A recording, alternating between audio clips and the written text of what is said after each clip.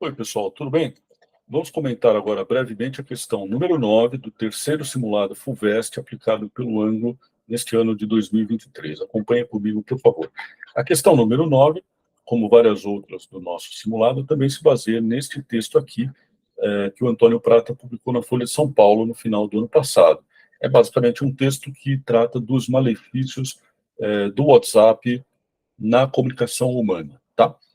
Eu recomendo que você pause o vídeo e leia o excerto todo. Eu não vou fazer isso aqui, eu vou ler com vocês apenas o finalzinho do texto, que é aquele que nos interessa para resolver a questão, tá? Acompanhem comigo aqui, por favor. O WhatsApp é um bonde que todo mundo pega andando, quer sentar na janelinha, ninguém vê a cara de ninguém, cada um dá seu pitaco sem saber da missa à metade, e ainda ganha pontos narcísicos a cada lacração. Isso não é uma ferramenta, é uma arapuca na qual eu sempre caio, diz o cronista para a gente. E a questão vai versar precisamente esse trecho em que ele fala de pontos narcísicos a cada lacração. Tá? A gente vai basicamente precisar encontrar o predicado correto para este sujeito aqui. Tá? Convém aqui explicar brevemente cada um dos termos que compõem essa expressão e essa frase, né, que está entre aspas.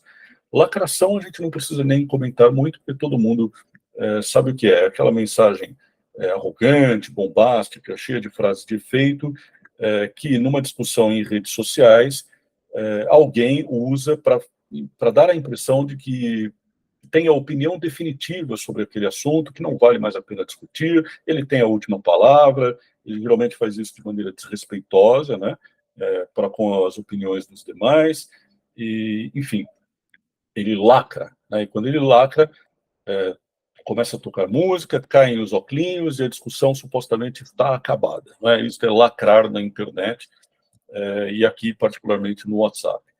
Agora, o termo narcísicos é um pouco mais difícil, não é?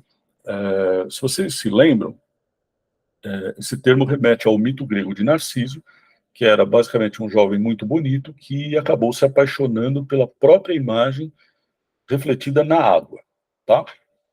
Esse termo, esse mito grego, né, o mito de Narciso, ele foi retomado por algumas correntes da psicologia moderna para construir o conceito de narcisismo, né, que é um conceito que tem uma especificidade e uma exatidão bastante grandes, né, dentro da psicologia, particularmente dentro da psicanálise freudiana, tá?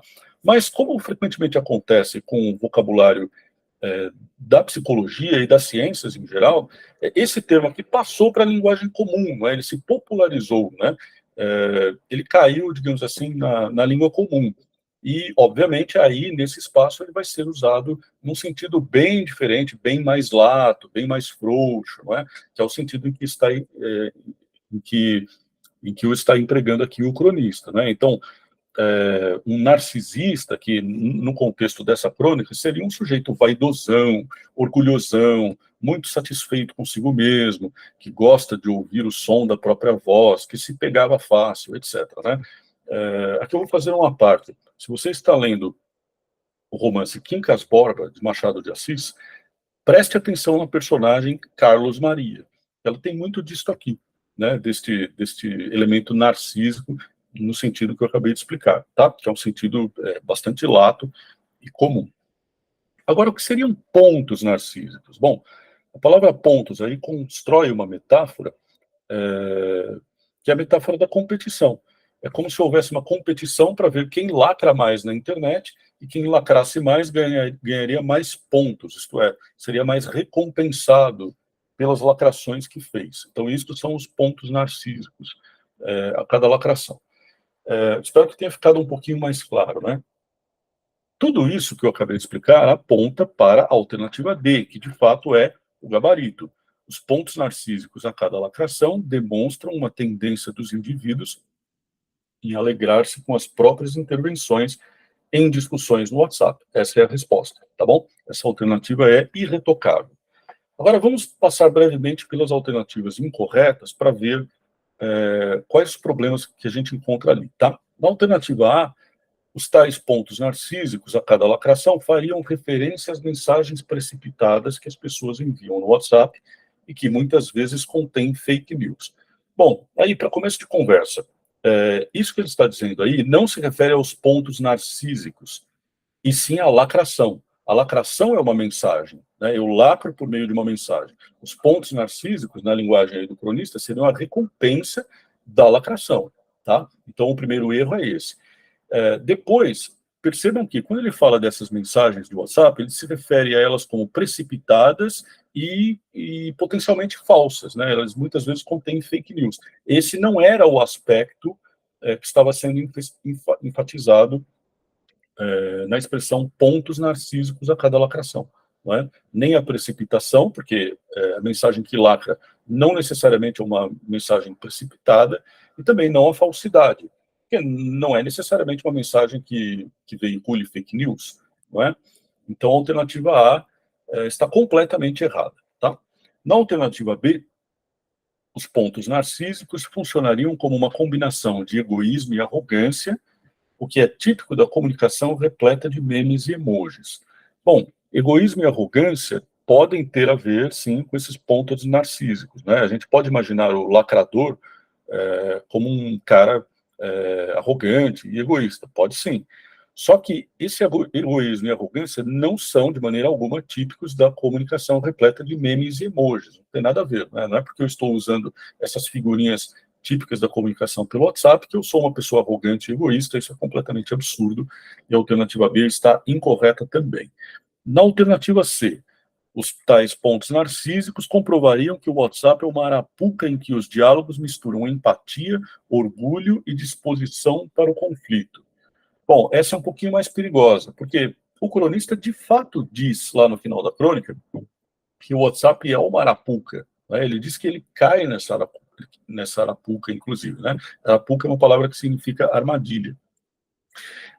Orgulho e disposição para o conflito tem a ver, respectivamente, com pontos narcísicos e lacração, certamente. Né? Porque o sujeito narcisista é um sujeito orgulhoso e o lacrador, evidentemente, é disposto ao conflito, já que a mensagem de lacração frequentemente é hostil. Né? Agora, empatia, pessoal, é uma palavra que está sobrando na alternativa C. Né? Empatia é aquela capacidade de ver pelos olhos do outro, de procurar entender como o outro se sente, e isso a gente não imagina como algo típico do lacrador. Essa palavra é a palavra que torna a alternativa C incorreta.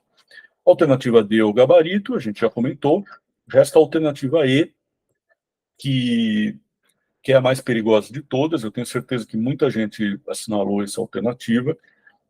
Vamos ler com calma, não é?